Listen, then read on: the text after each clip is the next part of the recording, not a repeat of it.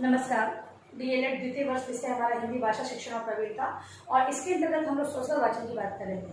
उसी क्रम में सोशल वाचन के महत्व को आज हम बात करेंगे कि सोशल वाचन है वो किस तरीके से महत्व रखता है। बालकों को जो सोशल वाचन सिखाया जा रहा है, विभिन्न क्रियाकलाप करवाए जा रहे हैं, अध्यापक है वो भी कुछ ध्यान में रखते हुए इनको सिखा रहा है, तो सीखने का क्या महत्व है उसके बारे में हम लोग चर्चा करेंगे। तो आइए कुछ बिंदुओं को जानते हैं। शब्द ध्वनियों को उचित ज्ञान।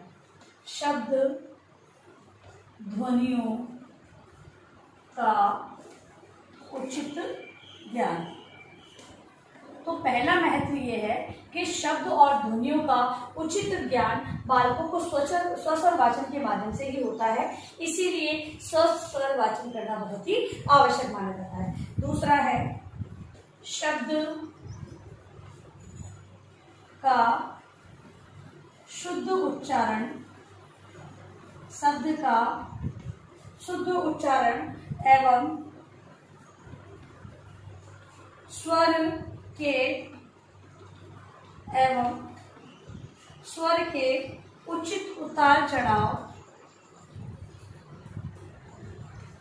स्वर के उचित उतार चढ़ाव का अभ्यास। सस्वर वाचन जब बालक करता है तो उसका जब वो उच्चारण करता है तो शुद्ध उच्चारण, शब्दों का शुद्ध उच्चारण करता है, स्वर के उचित उतार चढ़ाव के बारे में उसकी समझ विकसित हो जाती है। इस दृष्टिकोण से भी सस्वर वाचन का महत्व है। फिर है प्रत्येक शब्द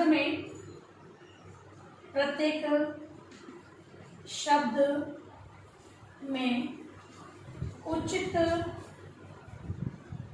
बल देकर पढ़ना।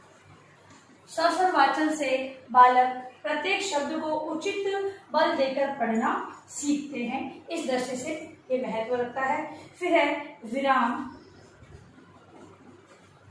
अर्धविराम, विराम, अर्धविराम आदि चिन्हों में ध्यान रखना। जब बालक सस्वर वाचन करता है तो कहाँ पर पूर्ण विराम, कहाँ पर ज्यादा देर तक के लिए रुकना है, कहाँ पर थोड़ी देर के लिए रुकना है, ये सारी चीजें उसे ज्ञात हो जाती है। तो सस्वर वाचन के माध्यम से विराम चिन्हों का ज्ञान उसे हो जाता है, इसलिए ये महत्व रखता है। फिर है भाव के अनुसार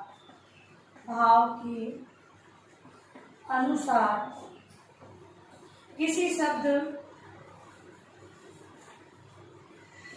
को पढ़ना। जिस शब्द, मान लो कभी कोई हर्ष का शब्द आ रहा है तो जो हाव भाव है वो भी हर्ष के अनुसार होंगे। कहीं शौक व्यक्त करना है तो शौक के अनुसार उसके भाव होंगे। इन भावों का प्रदर्शन करना भी बालक है वो सस्वर वाचन के माध्यम से सीख जाता है। फिर है वाचन को प्रभाव उत्पादक बनाना। वाचन को प्रभाव उत्पादक बनाना।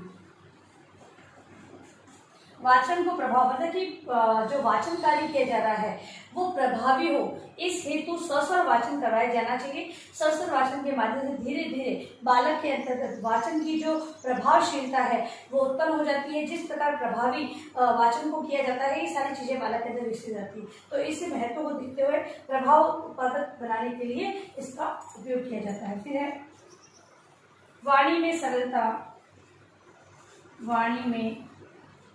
सरलता और मधुरता को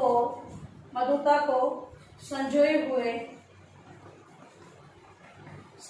हुए धैर्य के साथ वाचन।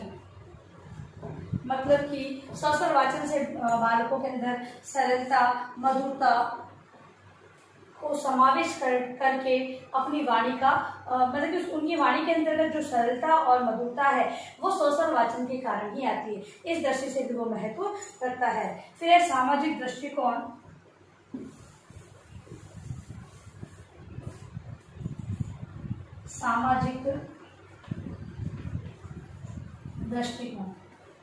सामाजिक दृष्टिकोण, समाज में जो व्यक्ति बहुत अच्छी तरीके से बातचीत करता है उसे ही स्थान दिया जाता है और उसे ही अपनी भावनाओं विचारों को व्यक्त करने के लिए आगे बढ़ाया जाता है। तो इस वाचन के द्वारा, सोशल वाचन के द्वारा एक विद्यार्थी के अंतर्गत ऐसे सामाजिक दृष्टि, समाज की दृष्टि से जो विचार सही है, जो व्यक्त करने का जो तरीका है वो सही होता है, वो सोशल वाचन के द्वारा ही आता है। तो इस दृष्टि से भी जो सोशल वाचन है वो महत्व रखता है। अब है सोशल वाचन के उद्देश्य। सस्वर वाचन के उद्देश्य, किन उद्देश्यों को ध्यान में रखकर सस्वर वाचन करवाया जाता है? तो पहला है सस्वर वाचन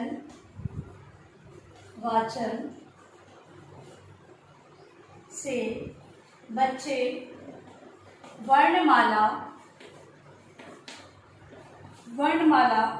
के लिपि प्रतीकों का पूर्ण ज्ञान प्राप्त करते हैं। पहला उद्देश्य है कि जो अध्यापक है, अध्यापक बालकों को लिखने के लिए नहीं कहता है, लिखकर खुद लिखता है, फिर उनको बोलने के लिए कहता है, खुद बोलता है, फिर विद्यार्थी को बोलने के लिए कहता है। क्यों कहता है? ये कारण क्या है? तो बालक है वो वर्णमाला के प्रतीकों को जानने लगेंगे और उनको पहचानेंगे। वो किससे होगा? जब वो उस चीज को बोलेंगे। तो सस्वर वाचन का ये लाभ है, ये उद्देश्य होता है कि बालकों को वर्णमाला और लिपि चिन्हों का ज्ञान करवाने के लिए। फिर है सस्वर वाचन द्वारा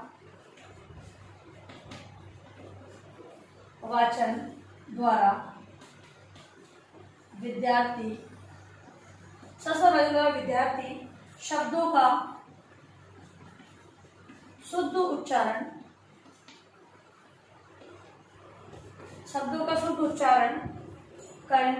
करने तथा लय, स्वर, आरोह अवरोह,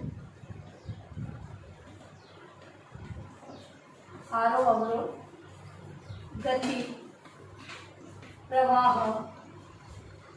प्रवाह के साथ पढ़ना सीखते हैं। अगला उद्देश्य ये माना जाता है कि जब बालकों को सस्वर वाचन करवाया जाएगा तो शब्दों का शुद्ध उच्चारण करेंगे, लय, आरोह अवरोह, गति इनको ध्यान में रखते हुए पढ़ना सीखेंगे। इस उद्देश्य को ध्यान में रखते हुए उनसे सस्वर वाचन करवाया जाता है। अगला है अक्षरों तथा शब्दों को स्पष्ट पहचान कर पढ़ना। अगला उद्देश्य ये होता है कि सस्वर वाचन से बालकों में धीमे धीमे जो एक ये कहेंगे जो शब्द होते हैं उनको किस प्रकार जोड़कर पढ़ा जाता है, किस प्रकार उनकी जो स्पष्ट पहचान होती है, जो ये कहेंगे जो संयुक्त अक्षर होते हैं उनकी भी पहचान करना वो सीख जाते हैं और उसको सही पढ़ना सीख जाते हैं। फिर है नए नए शब्दों को जानना। नए नए शब्दों को जानकर उसके अर्थ को पहचानना। नए नए शब्दों को जानकर अर्थ को समझना। विद्यार्थी सस्वर वाचन से नए नए शब्दों से अवगत होते हैं तथा उनके अर्थ को जानकर विषय वस्तु में क्या चीज बताएगी उसको समझना प्रारंभ कर जाते हैं। फिर है शब्द भंडार में वृद्धि। शब्द भंडार में वृद्धि। बालक जब इन नवीन शब्दों से अवगत होते हैं तो उनको अर्थ को जानने के लिए वो शब्दकोश का सहारा लेते हैं जिससे कि उनके शब्द भंडार में वृद्धि होती है। फिर है मौखिक अभिव्यक्ति का विकास। मौखिक अभिव्यक्ति का विकास। बालकों की मौखिक अभिव्यक्ति का विकास भी सस्वर वाचन के द्वारा होता है।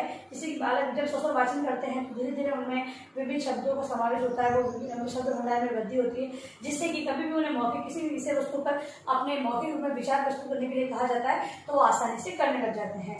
फिर है पाठ्य सामग्री का वाचन। पाठ्य सामग्री का वाचन तथा मानव जीवन में उपयोग। पाठ्य सामग्री में किस बात को बताया गया है और मानव जीवन के लिए वो किस प्रकार उपयोगी है, किस प्रकार व्यवहार में लानी, इस चीज के बारे में बालक को स्वतः वाचन के द्वारा प्राप्त होता है। फिर है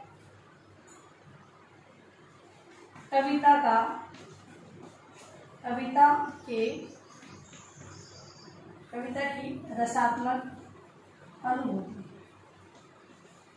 कविता में दी हुई जो रसों की जो अनुभूति होती है उसका ज्ञान जो बालक को कविता में निहित भावात्मक और रसात्मक या सौंदर्यात्मक जो अनुभूति है वो स्वस्वर वाचन के द्वारा ही होती है।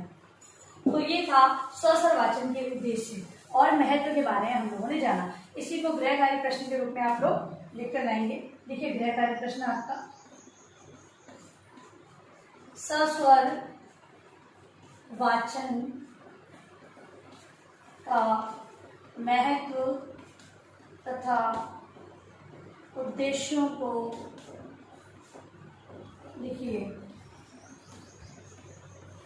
देखिए स्वस्वर वाचन के महत्व और उद्देश्यों को आपको अपनी उत्तर पुस्तिका में लिखना है। अंत में इस महामारी के दौर में कम से कम आवश्यक कार्य होने पर आप लोग घर से बाहर जाए, बाहर जाते 3 बातों का विशेष ध्यान रखें। मास्क लगाए, सोशल डिस्टेंस में हाथों को बार बार सैनिटाइज करते रहे।